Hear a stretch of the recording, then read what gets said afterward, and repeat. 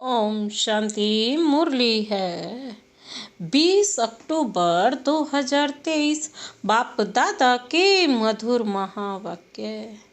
मीठे बच्चे, देह सहित सब कुछ भूल एक बाप को याद करो। तब कहेंगे मातेले बच्चे, इस पुरानी दुनिया से अब तुम्हारी बुद्धि हट जानी चाहिए। मीठे बच्चे, देह सहित सब कुछ भूल एक बाप को याद करो। तब कहेंगे मातेले बच्चे, इस पुरानी दुनिया से अब तुम्हारी बुद्धि हट जानी चाहिए। आज का प्रश्न है, बाप का ज्ञान किन बच्चों की बुद्धि में सहज ही बैठ जाता है? बाप का ज्ञान किन बच्चों की बुद्धि में सहज ही बैठ जाता है? बाबा ने उत्तर दिया, जो गरीब बच्चे हैं, जिनका मोह नष्ट है और बुद्धि विशाल है, उनकी बुद्धि में सारा ज्ञान सहज बैठ जाता है। जो गरीब बच्चे हैं, जिनका मोह नष्ट है और बुद्धि विशाल है, उनकी बुद्धि में सारा ज्ञान सहज बैठ जाता है। बाकी जिनकी बुद्धि में रहता है हमारा धन, हमारा पति, वह ज्ञान को धारण कर ऊंच पद नहीं पा सकते। बाप का बनने के बाद भी लौकिक संबंधों को याद करना माना कच्ची सगाई है। बाप का बनने के बाद भी बाबा कहते हैं लौकिक संबंधों को याद करना माना कच्ची सगाई है। उन्हें सौतेला कहा जाता है। आज का गीत है, मरना तेरी गली में, जीना तेरी गली में। ओम शांति। मीठे मीठे बच्चों ने गीत का अर्थ तो आपे ही समझा होगा। अब जीते जी आकर के बाप का बनना है और पुरानी दुनिया, जिसको रौरव नरक कहा जाता है, उनको भूलना भी है और छोड़ना भी है ही।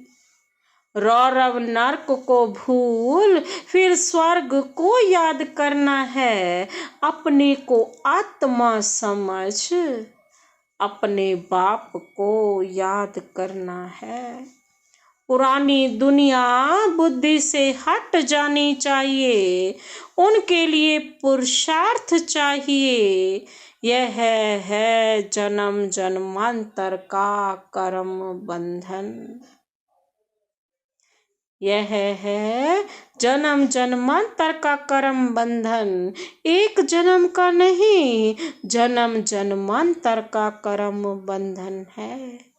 कितने पाप किस किस के साथ किए हैं, वह सब जन्म ले भोगने पड़ते हैं। तो इस कर्म बंधन की दुनिया को भूल जाना है। यह छी छी दुनिया है, पतित शरीर है ना, इससे मोह मिटाना है। गरीबों का मोह सहज मिट जाता है, साहूकारों का मुश्किल मिटता है।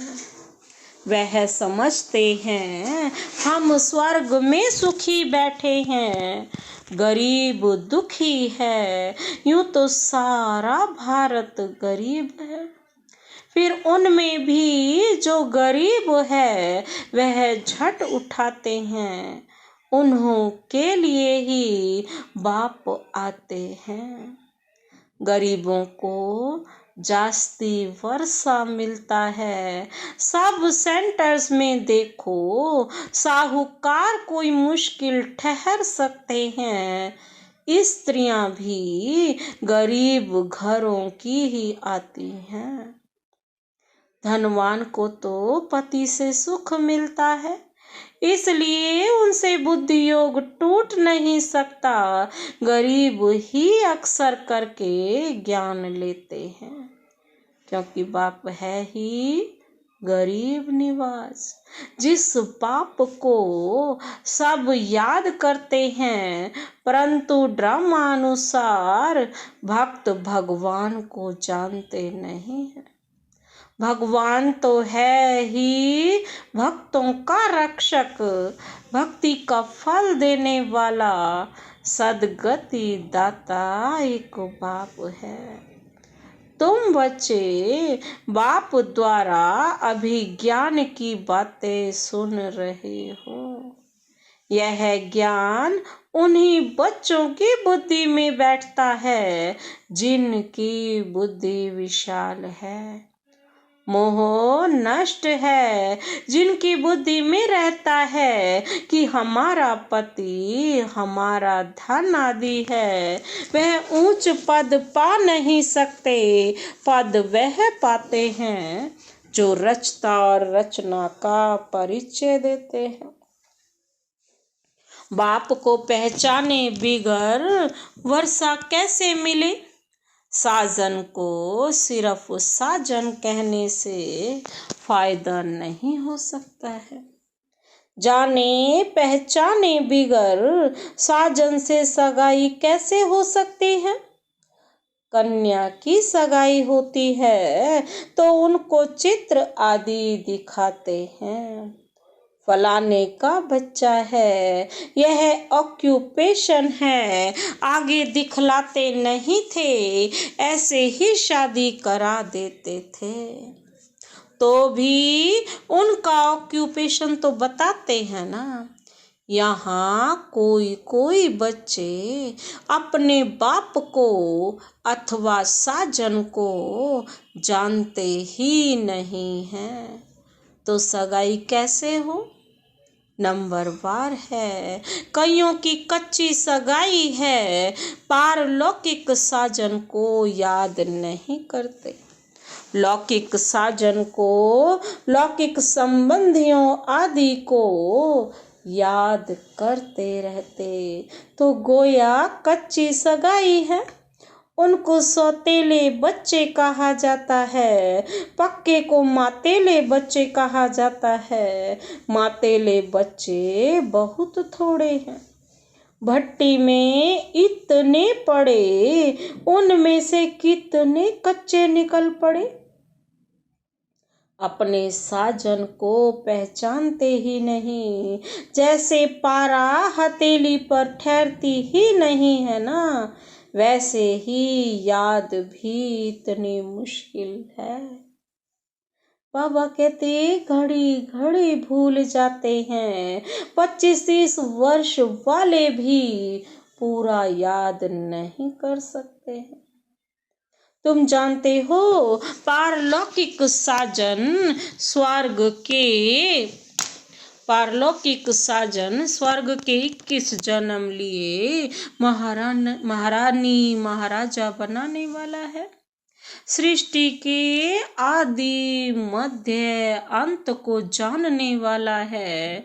सजनियों को इतना समझाते हैं तो भी बुद्धि में बैठता नहीं है। बुद्धि पुरानी दुनिया के बंधनों में भटकती रहती है। समझते नहीं हैं कि मैं बंधन में हूँ। संबंध तो चाहिए एक का, बाकी सब है बंधन।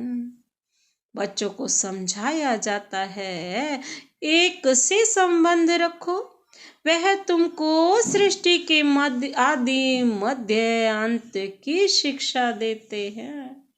तुम जानते हो आधा कल्प है ज्ञान कांड और आधा कल्प है भक्ति कांड। ज्ञान कांड में तो 21 जन्मों का वर्षा मिलता है, वहाँ है सतो प्रधान, फिर सतो प्रधान से नीचे सतो में, फिर सतो से गिरकर रजो में आना है। जब सतो पूरा होता तो ज्ञान कांड पूरा हो जाता है। द्वापर से भक्ति शुरू होती है, वह भी पहले सतो प्रधान भक्ति होती है, फिर भक्ति भी सतो रजो तमो में आती है। व्यभिचारी होने से भक्ति फिर गिरती जाती है।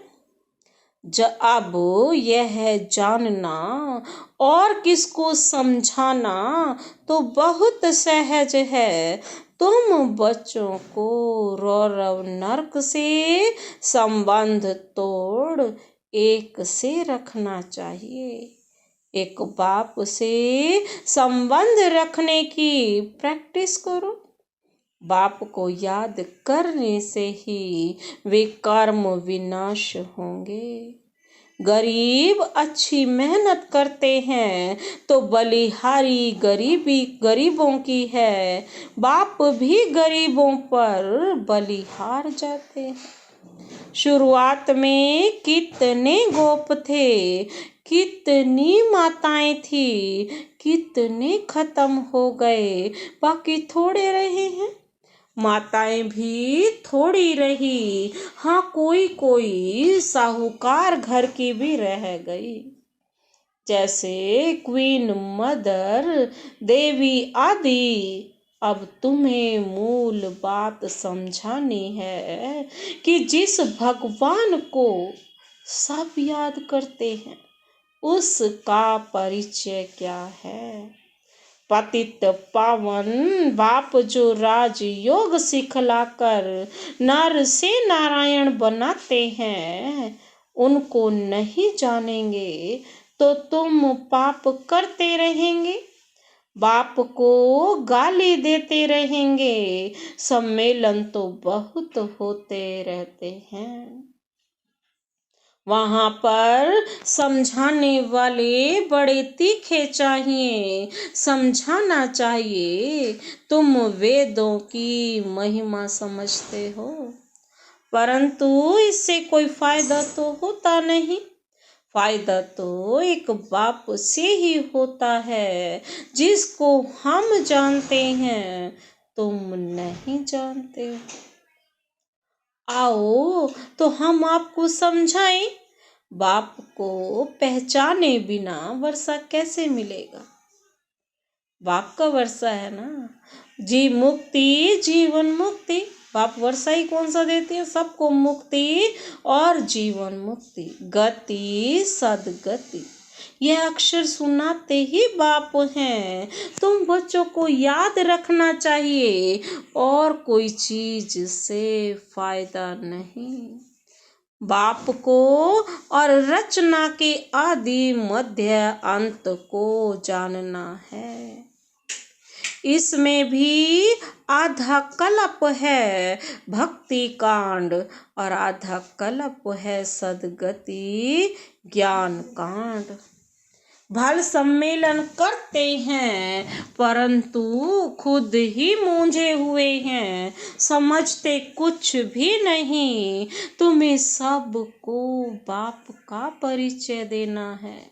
जब बहुतों को परिचय मिल जाएगा तब कहेंगे कमाल है। यह तो सारी सृष्टि के आदि मध्य अंत का राज चित्रों सहित बतलाते हैं। माताओं को बड़ा नशा रहना चाहिए। पुरुष मदद करने लिए तैयार हैं, डायरेक्शन बाप देते हैं, करना कन्याओं माताओं को है। आजकल कन्याओं माताओं की महिमा जास्ती है। गवर्नर प्राइम मिनिस्टर भी माताएं बनती हैं। एक तरफ हैं वह माताएं और एक तरफ तुम हो पांडवों की माताएं। उन्हों की उछल जास्ती है क्योंकि उनका राज्य है। तुमको तो 3 पैर पृथ्वी के भी नहीं मिलते हैं। जहाँ हम सेंटर्स खोल सके, बाबा कहते 3 पैर पृथ्वी के भी नहीं मिलते। छोटी सी प्रदर्शनी लगानी और सबको समझाना। बाप तुम बच्चों को अनेक राज समझाते रहते हैं, तुम अभी स्वर्ग का वर्षा पाते हो। साजन तुमको श्रृंगारते हैं, महारानी बना देते हैं। ऐसे साजन से बुद्धि योग ना रखना, यह तो बड़ी भारी भूल है। बच्चों को समझाते तो बहुत हैं, तुम सिर्फ ज्ञान और भक्ति का कंट्रास्ट बताओ। भारत में ही गाया हुआ है, दुख में सिमरन सब करे, सुख में करे न कोई। सुख में क्यों याद करेंगे, अभी वह नई दुनिया स्थापन हो रही है, परंतु सुख का वर्षा भी पूरा लेना चाहिए। माता पिता जानते हैं हर एक कितना लायक है। मौत जब नजदीक आएगी तो बताएंगे तुमने पुरुषार्थ पूरा नहीं किया है। अब तुम्हारा ऐसा हाल हुआ है, वह भी बताएंगे कि तुम किस किस्म की प्रजा में जाएंगे, किस किस्म के नौकर चाकर बनेंगे, सब बताएंगे। अच्छा, कई बच्चे समझते हैं आज हमने मुरली बहुत अच्छी चलाई, परंतु नहीं, यह तो शिव बाबा आकर मदद करते हैं। अपना अहंकार नहीं होना चाहिए, तुमको तो बाप सिखलाते हैं जो तुम सुनाते हो। बाप ना होता तो तुम्हारी मुरली काहे की। मुरलीधर के बच्चों को मुरलीधर बनना चाहिए, नहीं तो ऊंच पद पा नहीं सकेंगे। भल कुछ न कुछ फायदा हो जाता है। बाबा कहते कोई तो सेंटर खोलते हैं तो बहुत आशीर्वाद मिलती है। इतना समय पढ़ाई की है तो आप ही सर्विस पर सेंटर जमाना चाहिए। खुद सीखते हैं तो क्या औरों को नहीं सिखला सकते। ब्रह्मा कुमारी की मांगनी करते हैं तो बाबा समझ जाते हैं शायद खुद में इतना ज्ञान नहीं है। बाकी यहाँ आकर क्या करते हैं, बाबा तो समझाते हैं। बादल आए रिफ्रेश होकर जाएं, वर्षा बरसाएं, नहीं तो पद कैसे पाएंगे। मम्मा बाबा कहते हो तो गद्दी पकड़ कर दिखाओ। यह भी कोई को अहंकार नहीं आना चाहिए कि हमने दिया, तुम कुछ भी ना दो, बाबा तुमको कोड़ी के बदले हीरा देने से भी छूट जाएगा। अच्छा, मीठे मीठे सिक्के लदे बच्चों प्रति माता पिता बाप दादा का याद प्यार और गुड मॉर्निंग। रूहानी बाप की रूहानी बच्चों को नमस्ते। हम रूहानी बच्चों की रूहानी बाप दादा को नमस्ते नमस्ते, गुड मॉर्निंग। शुक्रिया बाबा, शुक्रिया। धारणा के लिए मुख्य सार है, पहला पॉइंट है एक के साथ सर्व संबंध रख, बुद्धि योग अनेक बंधनों से निकाल लेना है। एक के साथ पक्की सगाई करनी है, बुद्धि योग भटकाना नहीं है। एक के साथ सर्व संबंध रख, बुद्धि योग अनेक बंधनों से निकाल लेना है। एक के साथ पक्की सगाई करनी है, बुद्धि योग भटकाना नहीं है। दूसरा पॉइंट है बाप समान मुरलीधर बनना है। मैंने अच्छी मुरली चलाई, इस अहंकार में नहीं आना है। बादल भर कर वर्षा करनी है, पढ़ाई की है तो सेंटर जमाना है। बाप समान मुरलीधर बनना है, मैंने अच्छी मुरली चलाई, इस अहंकार में नहीं आना है। बादल भर कर वर्षा करनी है, पढ़ाई की है तो सेंटर जमाना है। आज का वरदान है बाप को सामने रख, ईर्ष्या रूपी पाप से बचने वाले विशेष आत्मा भव। बाप को सामने रख, ईर्ष्या रूपी पाप से बचने वाले विशेष आत्मा भव। स्पष्टीकरण है, ब्राह्मण आत्माओं में हम शरीक होने के कारण ईर्ष्या उत्पन्न होती है। ईर्ष्या के कारण संस्कारों का टक्कर होता है, लेकिन इसमें विशेष सोचो कि यदि हम शरीक किसी विशेष कार्य के निमित्त बना है तो उसको निमित्त बनाने वाला कौन, ये सोचो। बाप को सामने लाओ तो ईर्ष्या रूपी माया भाग जाएगी। अगर किसी की बात आपको अच्छी नहीं लगती है तो शुभ भावना से ऊपर दो, ईर्ष्यावश नहीं। आपस में रेस करो, रीस नहीं तो विशेष आत्मा बन जाएंगे। आज का स्लोगन है, बाप को अपना साथी बनाकर माया के खेल को साक्षी हो देखते चलो। बाप को अपना साथी बनाकर माया के खेल को साक्षी हो तो देखते चलो। मातेश्वरी जी के मधुर महावाक्य हैं, अपना असली लक्ष्य क्या है? अपना असली लक्ष्य क्या है? बाबा कहते पहले पहले यह जानना जरूरी है कि अपना असली लक्ष्य क्या है। वो भी अच्छी तरह से बुद्धि में धारण करना है, तब ही पूर्ण रीति से उस लक्ष्य में उपस्थित हो सकेंगे। अपना असली लक्ष्य है, मैं आत्मा उस परमात्मा की संतान हूँ।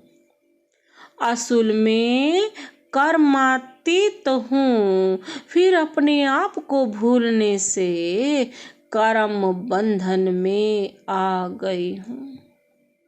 आत्मिक स्वरूप को ही भूल गई, जिसके कारण कर्म बंधन में आ गई।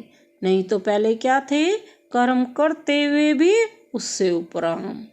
अब फिर से वो याद आने से, इस ईश्वरीय योग में रहने से अपने किए हुए विकर्म विनाश कर रहे हैं। तो अपना लक्ष्य हुआ, मैं आत्मा परमात्मा की संतान हूँ। बाकी कोई अपने को हम सो देवता समझ उस लक्ष्य में स्थित रहेंगे तो फिर जो परमात्मा की शक्ति है वो मिल नहीं सके। ये सोच लेगा ना कि मैं ही देवता हूँ, अरे अपने अंदर वो सारी क्वालिटी लाओ तो अपने आप ही परमात्मा शक्ति मिल जाएगी। और नहीं करेंगे तो ऐसे नशे ऐसे ही सोच लेंगे तो फिर परमात्मा की शक्ति मिल नहीं सकेगी और ना फिर तुम्हारे विकर्म विनाश होंगे। अब यह तो अपने को फुल ज्ञान है, मैं आत्मा परमात्मा की संतान कर्मातीत हो भविष्य में जाकर जीवन मुक्त देवी देवता पद पाएंगे। इस लक्ष्य में रहने से वह ताकत मिल जाती है। अब यह जो मनुष्य चाहते हैं, हमको सुख शांति पवित्रता चाहिए, वो भी जब पूर्ण योग होगा तब ही प्राप्ति होगी। बाकी देवता पद तो अपनी भविष्य प्रारब्ध है, अपना पुरुषार्थ अलग है और अपनी प्रारब्ध भी अलग है, तो यह लक्ष्य भी अलग है।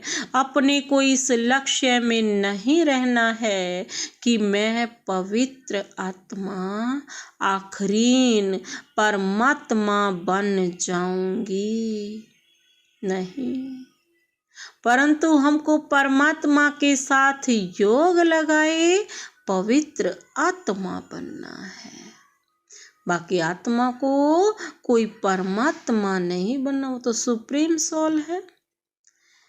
परमात्मा कोई नहीं बनता, पवित्र आत्मा जरूर बन सकता है। नेक्स्ट है, इस अविनाशी ज्ञान पर अनेक नाम रखे हुए हैं। इस अविनाशी ज्ञान पर अनेक नाम रखे हुए हैं।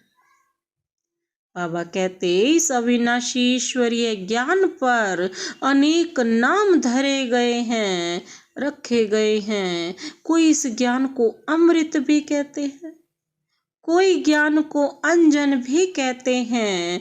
गुरु नानक ने कहा ना, क्या कहा? ज्ञान अंजन सतगुरु दिया, अज्ञान अंधेर वनी विनाश। कोई ने फिर इन्हें ज्ञान वर्षा भी कहा है, क्योंकि इस ज्ञान से ही सारी सृष्टि सबज अर्थात हरी भरी बन जाती है। जो भी तमो प्रधान मनुष्य हैं, वो सतो गुणी मनुष्य बन जाते हैं और ज्ञान अंजन से अंधियारा मिट जाता है। इस ही ज्ञान को फिर अमृत भी कहते हैं, जिससे जो मनुष्य 5 विकारों की अग्नि में जल रहे हैं, उससे ठंडे हो जाते हैं। देखो, गीता में परमात्मा साफ कहता है, कामेशु क्रोधेशु, उसमें भी पहला मुख्य है काम, जो ही 5 विकारों में मुख्य बीज है। बीज होने से फिर क्रोध लोभ मोह अहंकार आदि झाड़ बड़ा पैदा होता है, झाड़ पैदा होता है। इससे मनुष्यों की बुद्धि भ्रष्ट हो जाती है। अब उस ही बुद्धि में ज्ञान की धारणा होती है। जब ज्ञान की धारणा पूर्ण बुद्धि में हो जाती है, तब ही विकारों का बीज खत्म हो जाता है। लोग तो सिर्फ ऐसे ही कहते हैं कि मर्यादा में रहो, परंतु असल मर्यादा कौन सी है, कौन सी थी? वो मर्यादा तो आजकल टूट गई है। कहाँ वो सतयुगी त्रेता युगी देवी देवताओं की मर्यादा, जो गृहस्थ में रहकर कैसे निर्विकारी प्रवृत्ति में रहते थे, अब वो सच्ची मर्यादा कहाँ है? आजकल तो उल्टी विकारी मर्यादा पालन कर रहे हैं। 1-2 को ऐसे ही सिखलाते हैं कि मर्यादा में चलो। मनुष्य का पहला क्या फर्ज है, वो तो कोई नहीं जानता। बस इतना ही प्रचार करते हैं कि मर्यादा में रहो, मगर इतना भी नहीं जानते कि मनुष्य की पहली मर्यादा कौन सी है। मनुष्य की पहली मर्यादा है निर्विकारी बनना। मनुष्य की पहली मर्यादा क्या है? निर्विकारी बनना। अगर कोई से ऐसा पूछा जाए तुम इस मर्यादा में रहते हो, तो कह देते हैं आजकल इस कलयुगी सृष्टि में निर्विकारी होने की हिम्मत नहीं है। अब मुख से कहना कि मर्यादा में रहो, निर्विकारी बनो, इससे तो कोई निर्विकारी बन नहीं सकता। निर्विकारी बनने के लिए पहले इस ज्ञान तलवार से इन 5 विकारों के बीज को खत्म करना है, तब ही विकर्म भस्म हो सकेंगे। जब तक ये 5 विकारों का बीज खत्म नहीं होगा तब तक विकर्म भस्म हो नहीं सकते। बाबा कहते तभी विकर्म भस्म होंगे। अच्छा, ओम शांति।